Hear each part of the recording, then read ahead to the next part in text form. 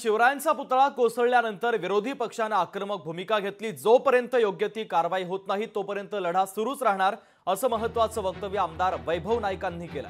आम्ही कारवायांना भीक घालत नाही, हा महाराष्ट्राच्या अस्मितेचा प्रश्न आहे असं देखील वैभव नाईक म्हणतायत। रवींद्र चव्हाण यांनी मंत्रिपदाचा राजीनामा देण्याची मागणी देखील त्यांनी केली आहे। आमदार वैभव नाईक यांनी ही मागणी केलेली आहे।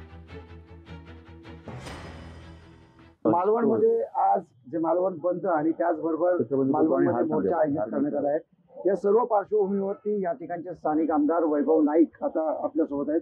आपलं स्वागत आहे लोकशाहीमध्ये।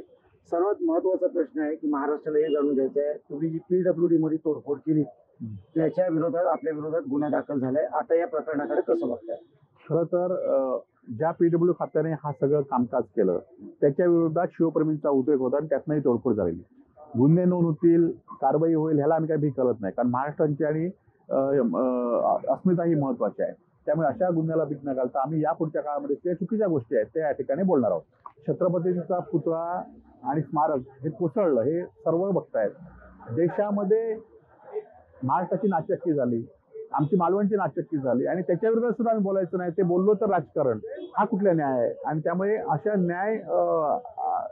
हा खरंच न्याय मिळेपर्यंत आम्ही लढाई आमची चालू ठेवणार आहे। बांधकाम मंत्र्यांनी राजीनामा दिला पाहिजे आणि या खात्याच्या अधिकाऱ्यांना कारवाई झाली पाहिजे। तर दीपक केसरकरांना नेहमीच वाईटातनं चांगला फायदा होत असतो।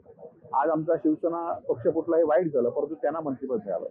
आज त्यांना मंत्री रवींद्र चव्हाणांचा राजीनामा घेऊन त्यांना पालकमंत्री व्हायचे, त्यामुळे ते वाईटातनं चांगलं म्हणतात। व्हिडिओ जर्नलिस्ट ओम गोरेगावकर येणार दुकानाचा हार सांग। लोकशाही मराठी ऐका, पहा, जागरूक रहा।